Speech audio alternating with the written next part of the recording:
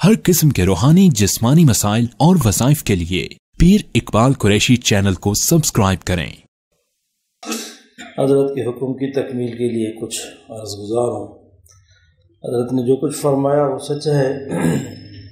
इसके साथ साथ हमारे अंदर जो बुनियादी कमी है वो नमाज की है।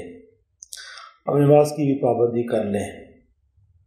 नमाज के लिए मैं मुख्तसर नहीं अर्ज़ करूँगा कि नमाज आदमी को शुरू से लेकर साथ चलता है, और कब्र में भी, हशर में भी, और यहाँ तक कि जन्नत और जहन्नम में भी नमाज आदमी के साथ चलता है। उसका छोटा भी मिसाल देता चलूँ, जैसे कि हुज़ूर सल्लल्लाहु अलैहि वसल्लम ने फरमाया कि इज़ा बलगू सबीना, जब तुम्हारे बच्चे 7 साल के पहुँचे तो उनको तुम हुक्म करो कि नमाज पढ़ें।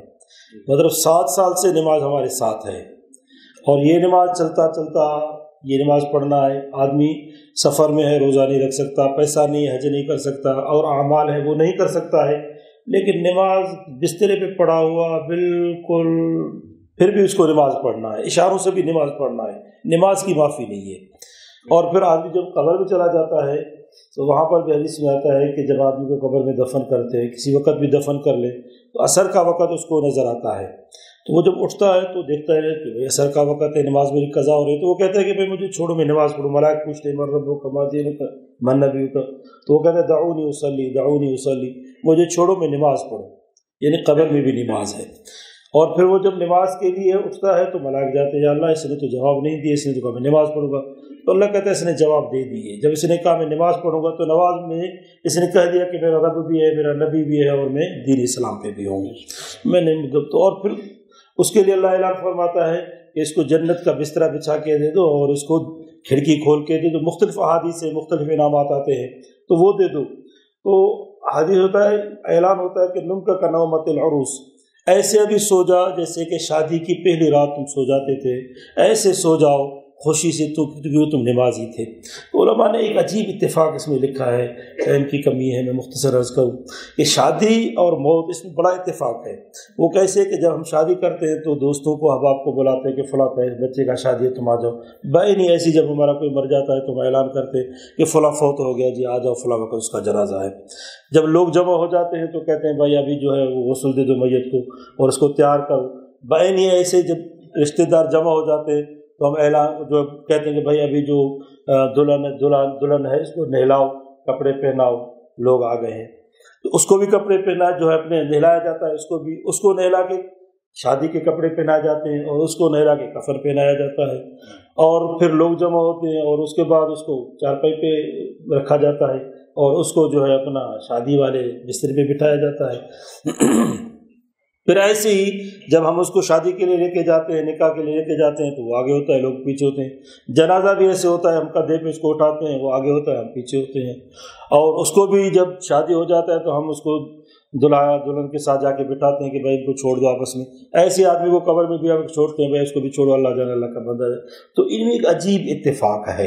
इसलिए हुजूर ने फरमाया कि नुम का नौमत उरूस, मेरा बंदा ऐसे सो जाए जैसे कि शादी की पहली रात से सो जाएगा।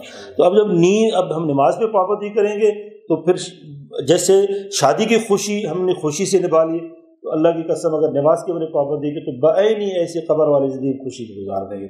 और उसके बाद जब आदमी जाता है तो महशर के मैदान में, वहाँ भी नमाज की माफ़ी नहीं है। वहाँ भी यौम युक्शफ़ु अन साक़िन व युदअन इला सुजूद, सूरत जो है नून वल क़लम में है कि अल्लाह ताला फरमाएगा कि मैं अपनी पिंडली दिखाऊंगा। ताकि अल्लाह पिंडली दिखाने से तो पाक है। उलमा ने, मुफस्सिर ने लिखा है कि अल्लाह गुस्से की हालत में होगा। जैसे हम गुस्सा करते हैं किसी के ऊपर, छोड़ो तो मैं इसको देखूँ, छोड़ो मैं इसको देखूँ, तो वहाँ फ़िरौन, हामान, बड़े बड़े कुफार होंगे, तो अल्लाह कहेगा आज छोड़ो मैं इनको, ज़रनी व मन युकज़्ज़िबु बिहाज़िल हदीस, मैं आज देखूँ इनको जिन्होंने मेरी बात को झूठा किया था। तो फिर वहाँ भी अल्लाह अपना पिंडली दिखाएंगे। तो हदीस पाक में आता है जो भी दुनिया में नमाज़ी थे वो सब सजदे में गिर जाएंगे, और जो नमाज़ी नहीं होंगे वो यूं की यूं खड़े रहेंगे, और जो सजदे में गिरेंगे ऐलान होगा। और उसके बाद जहन्नम जन्नत, जो जन्नती जाएंगे वो देखेंगे यार फलां तो उसने नमाज में या बाजार में हमारे साथ होते थे, यहाँ जन्नत में क्यों नहीं है। वो जब झांक के नीचे देखेंगे तो वो बेचारे जहन्नम में होंगे। तो उनसे पूछेंगे भाई क्यों जहन्नम में, किस गुनाह की वजह से। तो वो कहेंगे कि हमारा और कोई गुनाह नहीं था, ہمارا یہ گناہ تھا کہ ہم نماز نہیں پڑھتے تھے اور یتیموں کو روٹی نہیں، مطلب جہنم میں بھی یہ رونا ہوگا کہ ہم نماز نہیں پڑھتے تھے۔ تو اللہ تعالیٰ ہمیں نماز کی پابند بنائے، علماء سے ہماری محبت عطا فرمائے۔ حضرت بہت بڑے انعام ہے اللہ کے تمہارے اوپر۔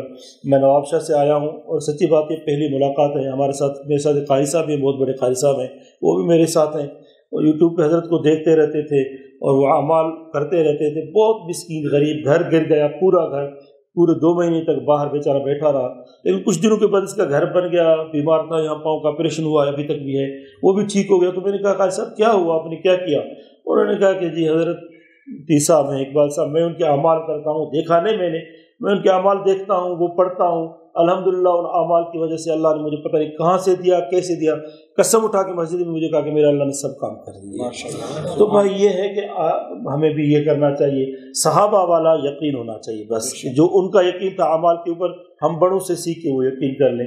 اللہ عمل کی توفیق عطا فرمائے۔ آخر دعوانا